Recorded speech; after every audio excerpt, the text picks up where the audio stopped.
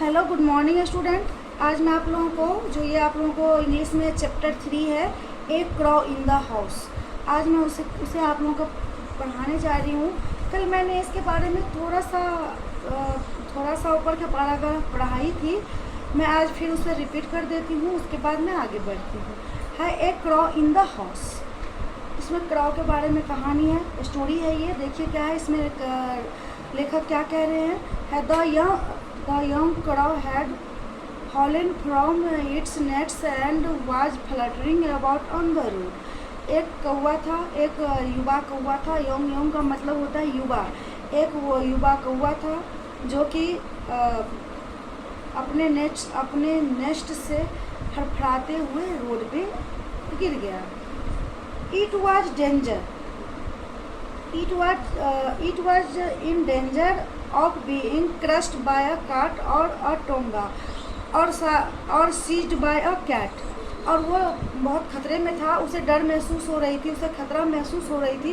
खतरा इसलिए महसूस हो रही थी बेटा क्योंकि वो जो था वो कहाँ गिरा था, वो गिरा था रोड पे गिरा था। तो उसे ये लग रहा था कहीं कोई गाड़ी ना मुझे कुचल दे, कहीं कोई काट ना मुझे आके दबा दे, कोई बिल्ली ना अपने कब्जे में मुझे ले ले।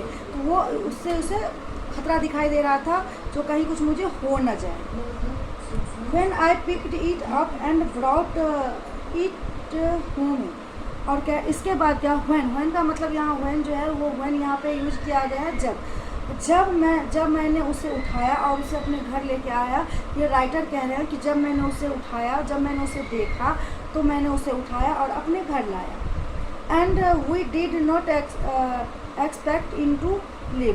और नो ये नहीं है। Picked up and brought it home. It was in a sorry condition. Sorry condition मतलब होता है बहुत ही बुरा कंडीशन, खराब कंडीशन को हम बोलते हैं सॉरी कंडीशन। और वो जो था वह उसका जो हालात था वो बहुत ही बुरा था। वो बहुत ही जब भी वो अपने घोंसले से नीचे गिरा हुआ था तो ज़रूर है कि उसे चोट आया होगा। उसका जो कंडीशन था वो बुरा था, उसका हालात जो था वो बहुत बुरा था। Big gaping and head dropping and we did not expect it to live. उसके जो था गैपिंग का मतलब होता है खुला हुआ, और उसका जो मुंह था वो खुला हुआ था। और हेड ड्रॉपिंग और हेड ड्रॉपिंग और हेड से क्या हुआ, हेड से खून निकल रहा होगा, उसके सिर से खून निकल रहा था। और मैंने ये उम्मीद नहीं किया था जो कि वो जी पाएगा। But grandfather and I did our best to save it. लेकिन मैं और ग्रैंडफादर का मतलब होता है दादाजी। लेकिन मैं और दादाजी ने उन्हें सही ठीक होने के लिए, उसको सही करने के लिए उसकी सेवा की, उसे बेस्ट दिया।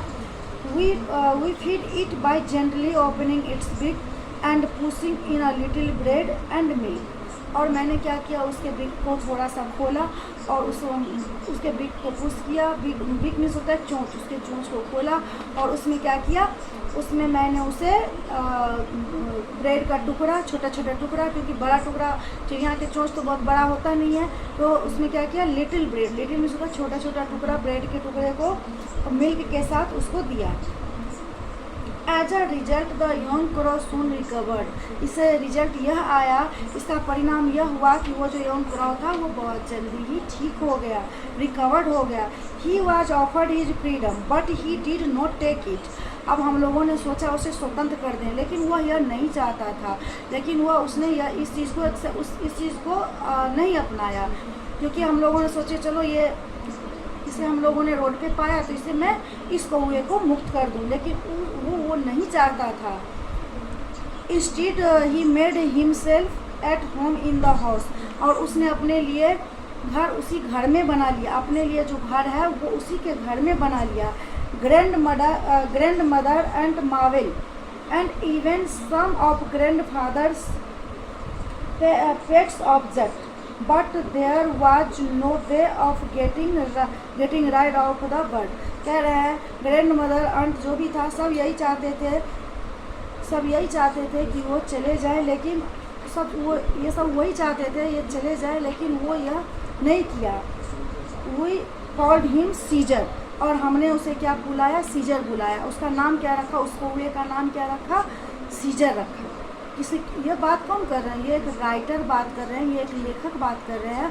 तो फिर उसका नाम, इस कौवे का नाम क्या रखा गया? सीजर। बिफोर लॉन्ग, तब बिफोर मीन्स होता है पहले। Before long Caesar was joining us at meal time. Meal का मतलब होता है खाने के समय। beside finding his own grubs or beetles in the garden. Before long means होता है बहुत पहले। सीजर ने क्या किया था हमारे साथ, खाने के टाइम में वो हमारे साथ था, मीन्स ज्वाइन किया था, हमारे साथ था। और he dance about on the dining table and gave us no peace until he had been given his a small bowl of meat and soup and vegetables.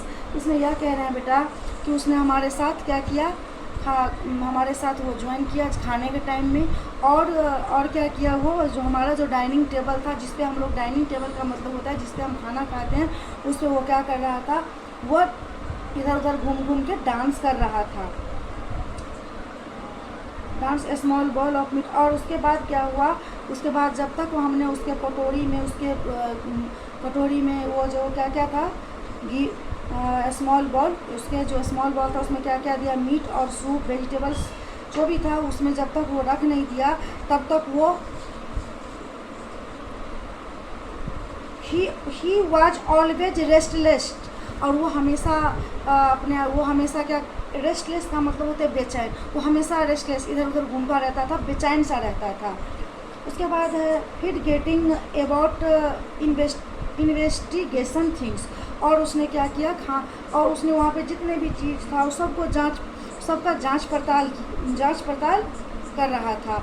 He would hop across the table to empty a matchbox of its contents और write the daily paper to sets or overturn a vase of flowers और tug at the tail of one of the dogs। और वो क्या कर रहा था, उस कभी वो इधर से उधर हर चीज़ को इधर से उधर छेड़ रहा था, कभी जो वहाँ पे पेपर रखा हुआ था उसे इधर से उधर कर रहा था।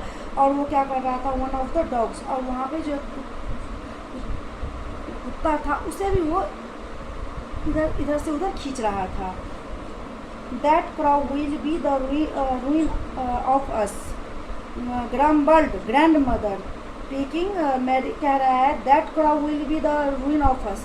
और ये कौन बुदबुदा रही थी, मनी मन वो दादी बुदबुदा रही थी। ग्रम्बल्ड का मतलब होता है बुदबुदाना, गुस्से में बुदबुदा रही थी ग्रैंड मदर, ये जो कौवा है ये सब कुछ को नष्ट कर ही देगा। Picking marigolds of the carpet. और उन्होंने कारपेट मिस होता है बिछाने के लिए जो हम लोग कारपेट यूज करते हैं, उस कारपेट पे मैरीगोल्ड मिस होता है गेंदा। उस गेंदा को उठाते हुए वो बोली जो ये जो कौवा है ये सब कुछ को नष्ट करके ही रहेगा। Can't you keep him in a cage, can't you, can not you means क्या तुम इसे पिंजरे में नहीं रख सकते हो, पिंजरे में नहीं डाल सकते हो। We did try keeping Caesar in a cage, मैंने ट्राई किया, लेखक कहता है जो मैंने उसे पिंजरे में रखने के लिए ट्राई किया। But he was so angry, लेकिन वो बहुत नाराज हो गया। And objective with such fierce cawing and flapping, और वो बहुत नाराज हो गया, सब कुछ को नोचने लगा, पटकने लगा। That it was better for our nerves and peace of mind to give him the run of the house. और मैंने उसके नर्वसपन को देखकर छोड़ दिया और मैं give him the run of the house. और वो नर्वस क्यों था, उसे लगा जो कि मैंने उसको पिंजरे में डाल दूंगा तो कैद हो जाएगा, इसलिए वो बहुत नर्वस था। यहाँ तक मैंने आप लोगों को पढ़ा चुकी हूँ बेटा। इसके आगे जो पैराग्राफ है उसे मैं नेक्स्ट क्लास में लूँगी। ये कहानी थोड़ा बड़ा है इसलिए मैं अब नेक्स्ट क्लास में आपको पढ़ाऊँगी, रीड करवाऊँगी। तो चलिए अब नेक्स्ट क्लास के लिए थैंक यू, धन्यवाद।